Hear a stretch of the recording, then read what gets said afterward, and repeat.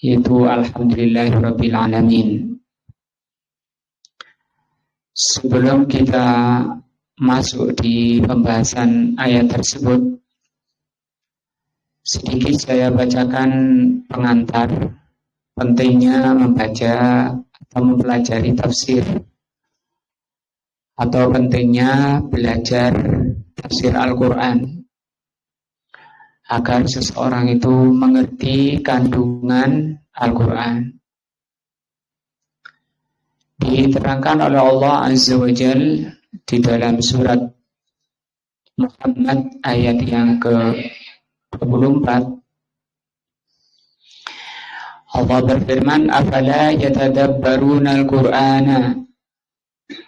Apakah mereka tidak mau mempelajari Al-Quran?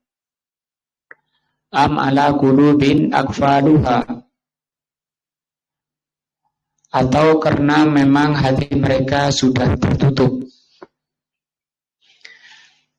Jadi ini celaan dari Allah bagi orang yang tidak mau memahami Al-Quran, hanya sekedar membaca. Di tafsirnya diterangkan oleh Al-Imam As-Sa'di rahimahullah, kata beliau, "Fahalla, ada apa kalian sampai tidak mau yatadabbaru?"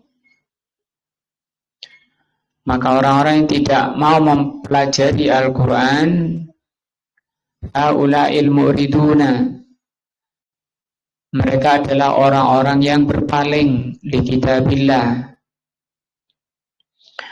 wa yata'ammalunahu haqqat ta'ammul, dan tidak mau mendalami dengan sebenar-benarnya. Fa'innahum, bahwa sesungguhnya mereka, lau tadabbaruhu, kalau mau mempelajari Al-Quran, ladallahum ala kulli khairin, maka Al-Quran itu akan menunjukkan pada setiap kebaikan. Jadi setiap kebaikan, baik di dunia maupun kebaikan akhirat, itu telah ditunjukkan di dalam Al-Quran. Bagaimana kita bisa tahu kalau kita mempelajari yang disebut dengan tadabbur. Walahadzarhum, Al-Quran itu juga memperingatkan min kulli syarrin, dari setiap kejelekan. Sehingga di sini orang kalau sampai melakukan kejelekan kemudian disiksa oleh Allah,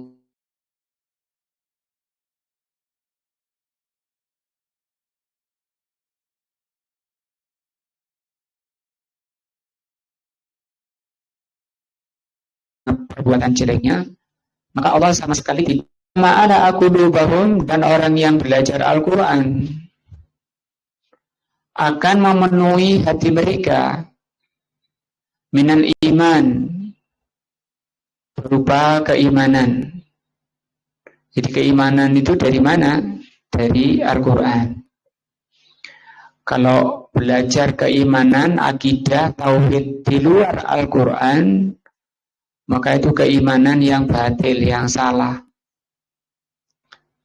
Dan keimanan merupakan makanan hati atau kekayaan hati. Seseorang dikatakan kaya yang hakiki, itu kalau kaya iman, kaya hati namanya. Rasulullah bersabda, laisal ghina bikathratil arad. Orang kaya itu bukan yang banyak hartanya. Padahal kita semua sepakat, manusia itu sepakat kalau orang banyak hartanya itu ya orang kaya. Tapi itu tidak hakiki, tidak kaya yang sebenarnya. Karena namanya kaya itu biasanya orangnya cukup, sudah tenang. Dengan iman ini orangnya tenang. Sementara orang yang sudah banyak hartanya juga masih jawanya gelobosan, tidak tenang, habis tenaganya, habis pikirannya untuk ngurusi dunia, terus merasa kurang. Kata Rasul, walaupun diberi 2 lembah emas, ingin yang ketiga. Kalau diberi 3 lembah emas, ingin yang keempat, dan seterusnya. Akan berhenti kalau mulutnya sudah dipenuhi tanah. Maka di sini pentingnya iman yang merupakan penentu derajat manusia di dunia dan di akhirat itu keimanannya. Sehingga tidak ada yang terpenting bagi kita selain mengupayakan menambah iman. Dengan apa? Belajar Al-Quran. Kata Allah di surat Al-Anfal ayat 2, wa idza tuliyat ayatuhu zadatuhum imana. Orang beriman itu kalau dibacakan ayat Allah bertambah imannya. Wa afidatuhum minal iqan, dan hati mereka atau dada mereka dipenuhi oleh ikon keyakinan. Jadi orangnya tidak goyah, tidak mudah ditimpa oleh gangguan-gangguan syahwat, gangguan-gangguan nafsu. Karena orang itu semakin tinggi, anginnya makin kencang. Maka dibutuhkan kekuatan apa? Iman. Walau salahun, dan Al-Quran itu akan mengantarkan orangnya ilal matalibil aliyah, mengantarkan kepada cita-cita yang tinggi, derajat yang tinggi, kemuliaan di dunia, lebih-lebih kemuliaan akhirat. Itu buah-buah dari belajar Al-Quran. Wal mawahibil ghaliyah, mawahib itu karunia. Rabbana hab lana min azwajina wa dzurriyyatina qurrata a'yun. Itu jamaknya mawahib. Ya Allah, karuniakan kami anak-anak dan istri yang menyejukkan hati. Dari Al-Quran ini atau Al-Quran itu akan membimbing kepada bagaimana seseorang mendapatkan karunia yang ghali. Ghali itu mahal, tidak rendahan. Wala yubayyina lahum at-tariqa, dan Al-Quran itu akan menerangkan atau Al-Quran itu menerangkan pada orang yang belajar at-tariq. Apa tariq? Jalan. Al-musilata ilallah, yang mengantarkan, jalan yang mengantarkan kepada Allah. Sehingga dia benar-benar kenal kepada Allah. Maka kalau kenal kepada Allah, orang itu akan cinta kepada Allah. Sehingga akan selalu berzikir kepada Allah, selalu sibuk lidahnya menyebut nama Allah.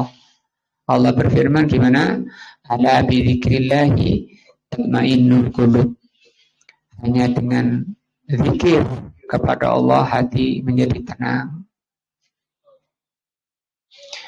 Wa ila jannatihi, dan Al-Quran itu menerangkan jalan agar manusia itu sampai ke surganya. Wa mukammilatiha, dan bagaimana supaya seorang bisa mendapatkan derajat yang tinggi di surga. Wa mufsidatiha, dan yang merusak jalan-jalan menuju ke surga itu diterangkan di dalam Al-Quran. Semua ini terpenting bagi kita.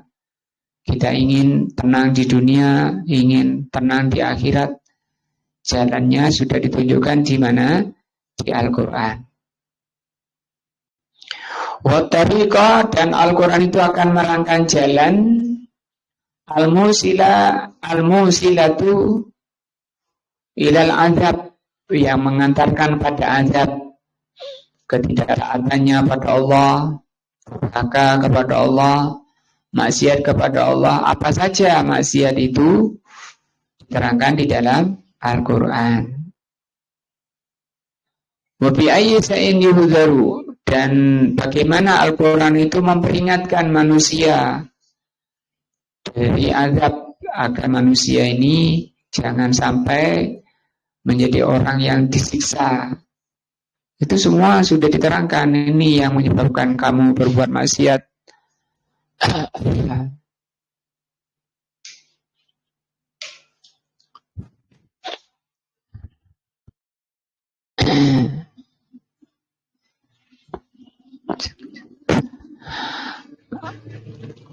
Wala'arfahum birabbihim.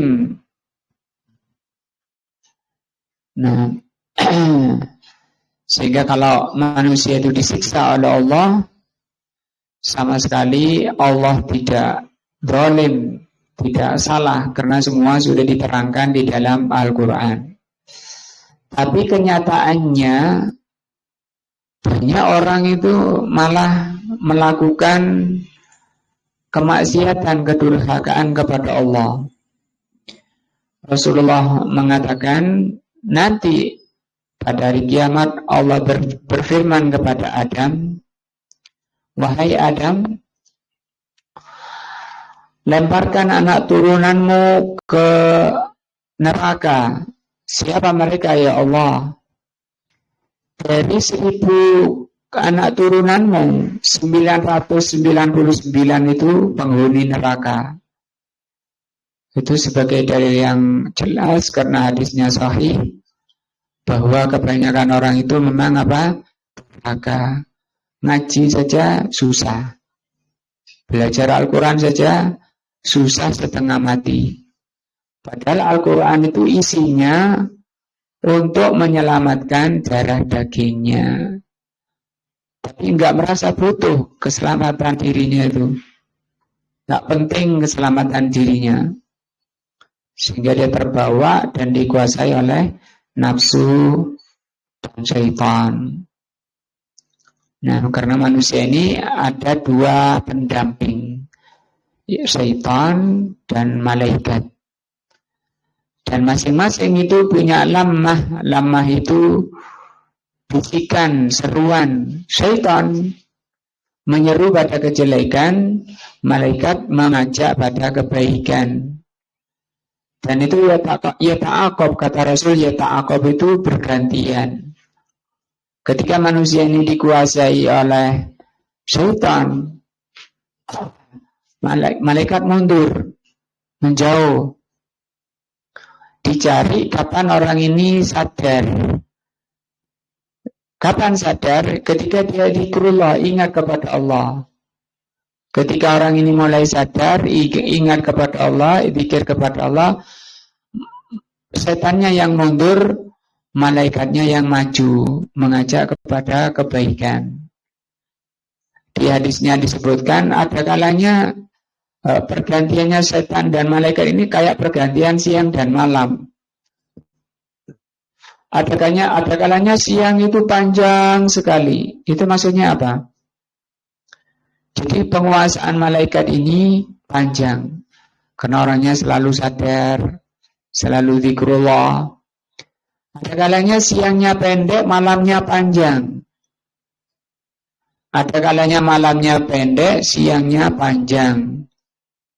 Tergantung sejauh mana kesadaran orang tersebut zikrullah. Nah, karena setan itu kata Allah, alladzi yuwaswisu fi sudurin nas. Al-Quran kata beliau di sini, wala arrafahum birabbihim. Al-Quran itu berisi pemberitahuan, pengajaran tentang Allah, mengenalkan manusia tentang Allah. Sehingga orang yang kenal dengan Allah tadi muncul kecintaannya, tidak ingin dibenci Allah, tidak ingin dimarahi Allah, sehingga dia akan selalu berusaha mendekat kepada Allah dengan meningkatkan iman, menjalankan ketaatan. Ketika kondisi baik seperti ini, setannya mundur. Tapi setan itu punya belalai, menunggu kapan orang itu lalai dari zikrullah, Begitu lalai dari zikrullah, ingat kepada Allah, maka setan maju membisikkan kejelekan. Nah, wa asma'ihi mengajarkan Al-Quran itu nama-nama Allah. Jadi nama-nama Allah itu dari Al-Quran. Wa sifatihi dan sifat Allah. Wa ihsanihi dan kebaikan Allah. Wa la sawwaqahum ila thawabil jazil. Al-Quran itu akan mengajarkan agar orang itu merasa rindu ila thawabil jazil, kepada pahala besar dari Allah, balasan besar dari Allah. Dengan apa ini kita mendapat kebaikan, mendapat pahala? Dengan tentu iman kepada Al-Quran. Jadi iman itu buah dari pendalaman, buah dari apa? Ngaji, ta'lim. Tidak mungkin orang itu beriman tanpa ngaji dulu, tanpa belajar dulu kemudian jadi iman, tidak ada ceritanya.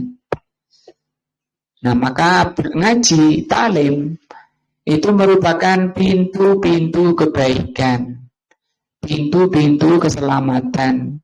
Maka orang yang tidak mau ngaji, dia terharamkan dari kebaikan, luput dari kebaikan. Warahabahum minal iqabi al-wabil. Al-Quran telah memperingatkan, membuat orang itu takut kepada siksa Allah dan hukuman Allah. Kenapa banyak orang nggak takut kepada Allah? Karena memang jauh dari Al-Quran. Nanti kita lihat surat-surat pendek itu, juz 30, juz 29, Masya Allah di sana Allah ceritakan ngerinya siksa Allah, neraka Allah, dan seterusnya. Yang itu sudah cukup menjadikan orang itu takut kepada Allah, kemudian lari kepada Allah dengan tunduk patuh kepada perintah Allah. Nah, am ala qulubin aqfaluha, atau kenapa manusia tidak mau belajar Al-Quran, tidak mau belajar tafsir Al-Quran? Kata Allah di sini, am ala qulubin aqfaluha, atau karena memang hati mereka sudah ada tutupnya. Ngaji tapi yang nggak paham, itu hatinya tertutup. Makanya Rasulullah mengatakan, man yuridillahu bihi khairan yufaqihu fiddin. Kalau Allah menghendaki orang itu baik, Allah akan karuniakan kefahaman. Saya sudah rajin ngaji kok gak paham-paham. Wah, itu bahaya. Harus dipelajari lagi, sinau lagi, murojaah lagi. Aikot al-uhlika, telah dikunci alama fiha minal irad wal ghaflah, disebabkan karena dia enggan. Balasan orang yang enggan dikunci sekali sama Allah, oleh Allah hatinya. Na'udzubillah. Wal ghaflah, karena lalai, malas. Ngaji harus dimarahi orang tua, seterusnya. Wal i'tirad, i'tirad menentang. Wa ukfilat la yadkhuluha khairun abadan, karena sudah di kofalir aslinya kayak dikasih sampul atasnya, itu ditutup sama sampul plastik kayak. Sehingga kebaikan-kebaikan yang ada di dalam Al-Quran tidak bisa masuk. Na'udzubillah min dzalik. Hadza huwal waqi'. Ini pengantar Allah terangkan di surat Muhammad ayat 24. Pentingnya apa? Belajar Al-Quran. Maka mumpung Allah masih ngaruniakan kesehatan pada pikiran kita, pada badan kita, ya dari sini, dari belajar Al-Quran, orang itu akan menambah iman, meningkatkan iman, meningkatkan kualitas dirinya, derajat dirinya di dunia ini maupun di akhiratnya. Nah, kita lanjutkan pelajaran tafsir surah Al-Fatihah ayat pertama. Alhamdulillahirabbil alamin. yang lalu sudah dibahas bahwa bismillah yang sahih itu tidak termasuk ke dalam ayat di dalam surat ayat pertama ya. Itu ayat tersendiri. Nah, qauluhu ta'ala alhamdulillahirabbil alamin. Alhamdu, jadi kita bahas tafsirnya, maknanya. Alhamdu kalau mengartikannya apa? Segala puji.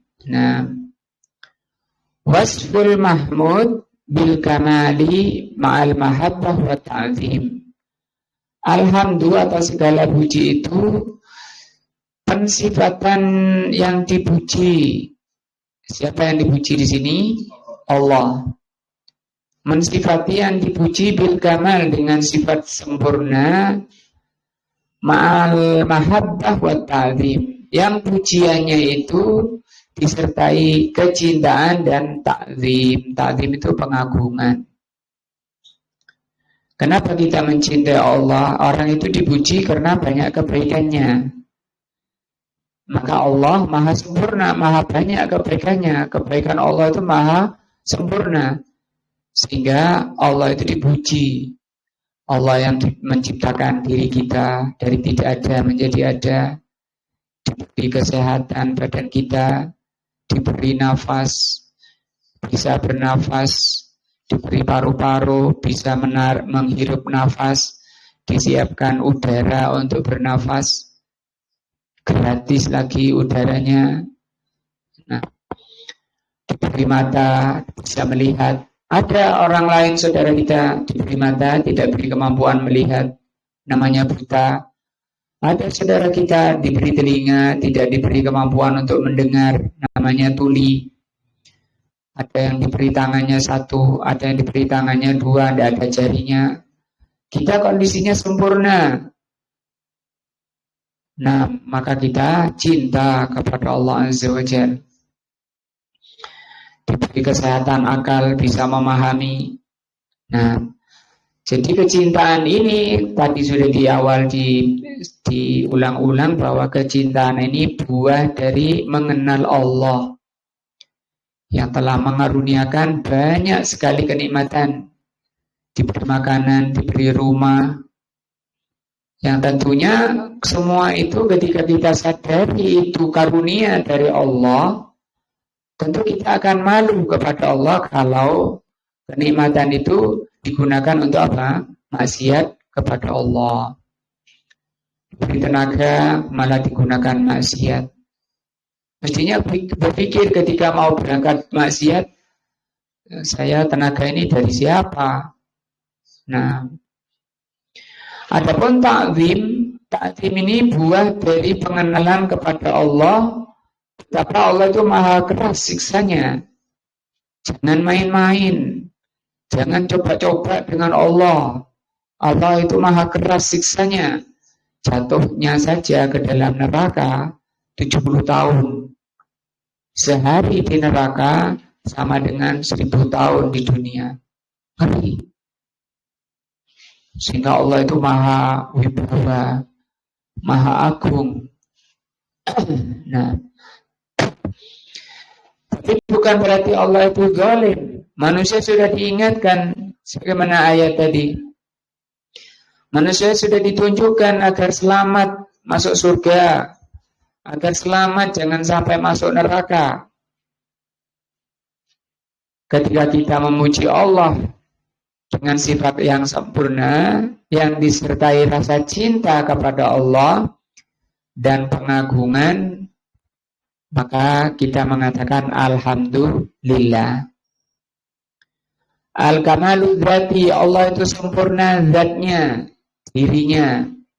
Wal wasfi, sifat-sifatnya maha sempurna.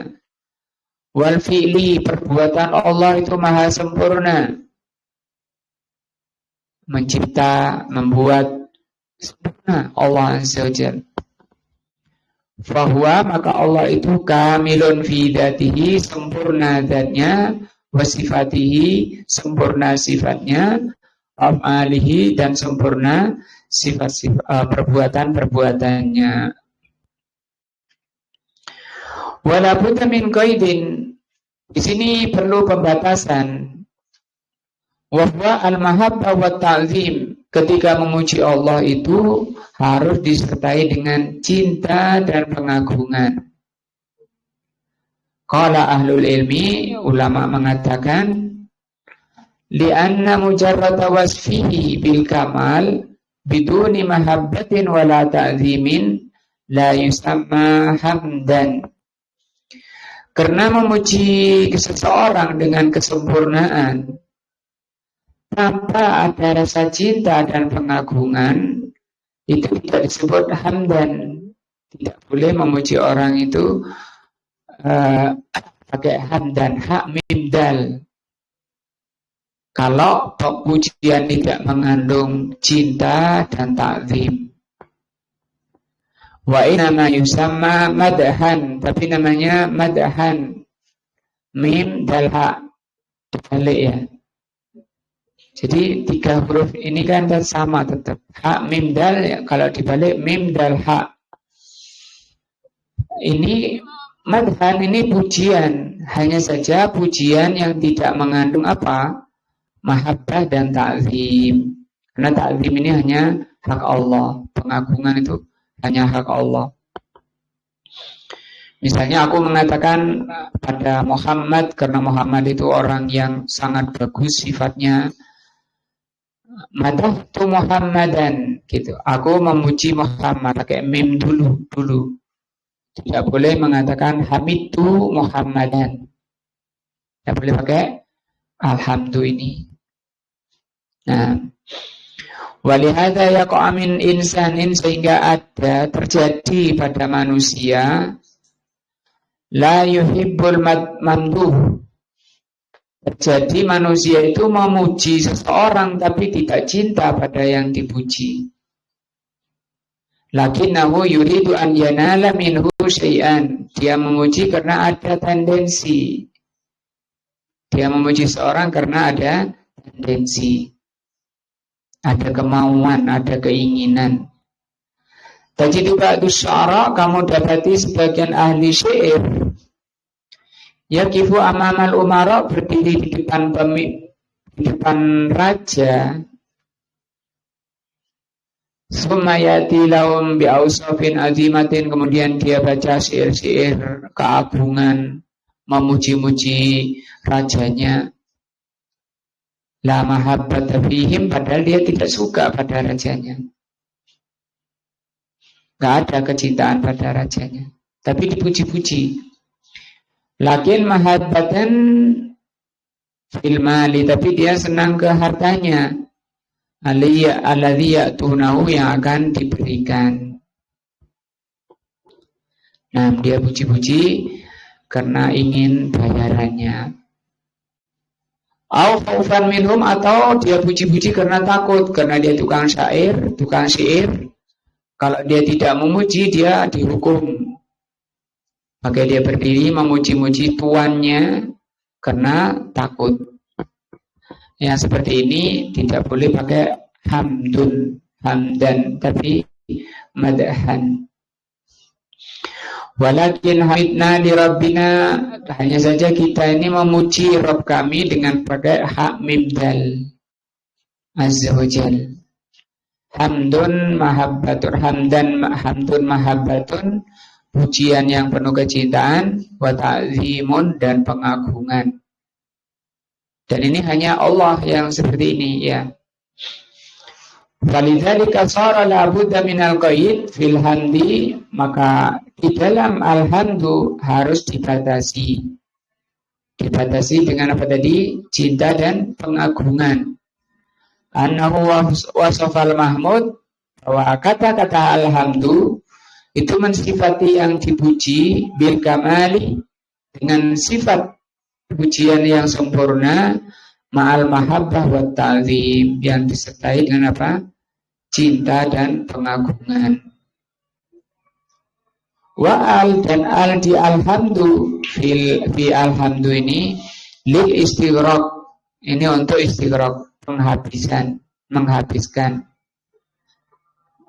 Maksudnya di sini kata beliau ai istighraqu jami'il mahamidi, menghabiskan seluruh pujian, sehingga diartikannya segala puji. Kita tunggu azan dulu.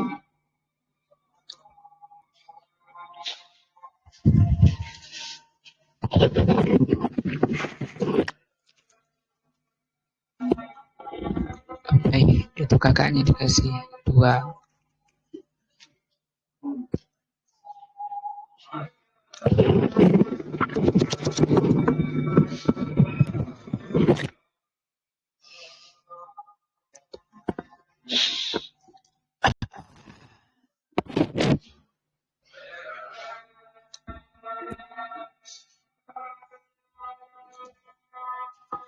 Dan itu mati lagi.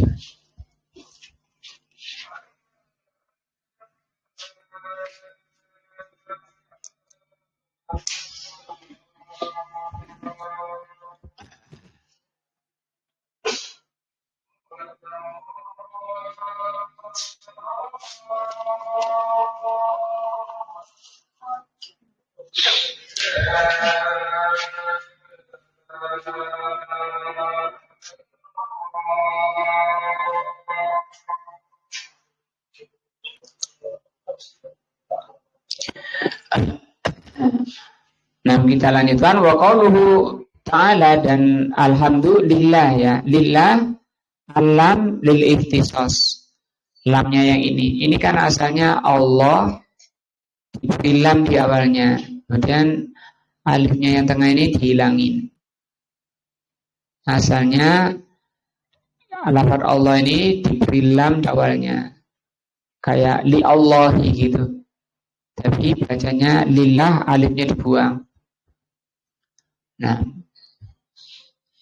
seperti Al-Unas menjadi An-Nas di surat An-Nas. Al-Unas menjadi An-Nas. Seperti sini Allah diberi lam di awalnya menjadi lillah. Lamnya itu bermakna apa? Lil ikhtisas. Ikhtisas itu pengkhususan. Jadi pujian, alhamdulillah, khusus bagi Allah. Wal istihqaq, dan istihqaq namanya, yang berhak menyandang alhamdulillah ini hanya Allah, karena mengandung apa tadi? Mahabbah wa ta'zim.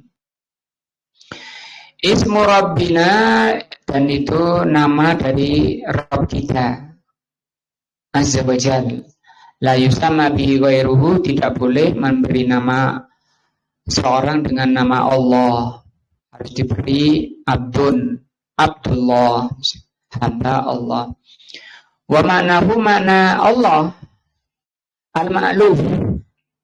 Ma'luf di sini ay al-ma'bud, yang diibadahi. Allah itu maknanya al-ma'bud, yang diibadahi.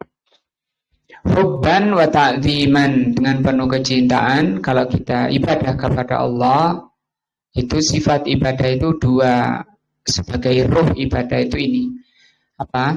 Cinta dan pengagungan. Kalau ibadah nggak ada cintanya, itu hambar. Nah, hati itu mesti kalau nggak cinta lawannya jengkel. Salat jengkel hatinya. Nah, bagaimana dikatakan ibadah kepada Allah?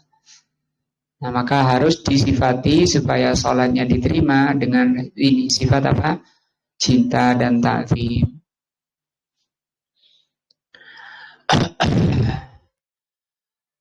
Wa qauluhu rabbil alamin, ayat 1 ya Mas Yan. Alhamdulillahi rabbil alamin. Ar-Rabbu, Rabb di sini, wa man ijtama'a fihi thalathatu awsafin. Rabb itu kalau punya ya, Rabb itu adalah yang terkumpul padanya 3 sifat. Kalau terkumpul padanya 3 sifat, ini disebut Rabb. Yang pertama al-khalqu, mencipta. Dan ini tidak ada kecuali Allah, ya. Loh, saya bisa menciptakan meja misalnya dari kayu. Itu sebenarnya bukan mencipta. Orang bikin meja itu merubah dari kayu menjadi meja, tapi mencipta kayu hanya Allah. Yang mencipta meja pun orang itu yang memberi, yang mengilhami tukang kayu bisa membuat kayu itu Allah. Wal Malik yang kedua, Al Malik yang memiliki. Walaupun kita punya tangan, yang memiliki tangan kita ini Allah, Rabb. Sehingga kita tidak bisa seenaknya menggunakan tangan kita. Kita punya badan secara keseluruhan. Sehingga kita mengatakan kalau orang meninggal, inna lillahi. Sesungguhnya kita ini milik Allah. Nah, maka kita tidak boleh seenaknya pada diri kita. Itu apa? Amanah dari Allah. Nanti akan berdiri ditanya oleh Allah, masa mudamu digunakan untuk apa? Hartamu dari mana dan untuk apa? Nah, yang pertama mencipta, kedua kepemilikan, ketiga at-tadbir. At-tadbir yang mengurusi alam ini. Mau dibuat panas, buat dingin, mau membuat apa saja, termasuk seluruh makhluk secara rinci. Mau dibuat orang itu ganteng, kulit hitam, kulit putih, dan seterusnya, jelek, dan seterusnya, itu semua at-tadbir. Jadi tiga ini makna Rob. Rob itu maknanya tiga ini, mencipta, memiliki, mengurusi. Bahwa maka Allah itu Al-Khaliqu, dia adalah pencipta. Al-Maliku, yang memiliki di kulli syai'in, segala sesuatu. Jadi seluruh alam itu miliknya Allah. Seluruh alam itu yang memiliki Allah. Al-Mudabbir yang mengurusi li jami'il umur, seluruh perkara. Sehingga kalau kita tahu bahwa Allah yang menentukan rezekinya, Allah yang mengurusi alam ini, yang menjadikan orang itu susah, sedih, senang, bahagia, hanya Allah, maka orang itu akan kembali kepada Allah. Ketika ada masalah, dia tidak akan cari Tuhan-Tuhan selain Allah. Datang ke kayu besar, datang ke batu besar, datang ke dukun-dukun. Karena tahu. Artinya walaupun seluruh dukun itu maunya hujan, kalau Allah menghendaki tidak akan bisa. Kalau Allah menghendaki orang ini sukses, seluruh manusia akan menghalangi, tidak akan bisa. Kalau Allah menghendaki orang ini sakit, seluruh dokter mengobati, tidak akan bisa. Kenapa? Karena Allah yang mudabbir seluruh urusan. Wal alamin, Rabbul alamin, seringnya diartikan apa? Alam, ya. Alam itu apa? Qala ulama mengatakan kullu ma siwallah. Alam itu semua selain Allah. Bahwa minal alam, saya kata alam. Wasafu bidzalika, kenapa disebut alam? Selain Allah kok disebut alam? Kenapa selain Allah disebut alam? Li'annahum alima, ini. Karena seluruh makhluk itu selain Allah, semua selain Allah itu alima. Apa alima? Tahu, mengerti. Ala khaliqihim, siapa penciptanya.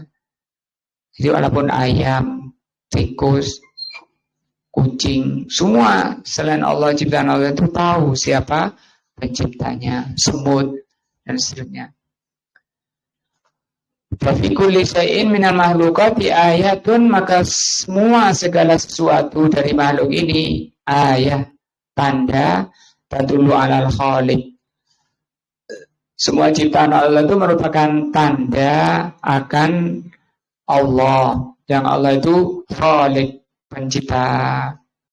Ada semut, oh itu tanda. Ada tanda apa? Allah. Bahwa hanya Allah yang menciptakan semut. Ada kecoa, ada cicak. Itu semua tanda.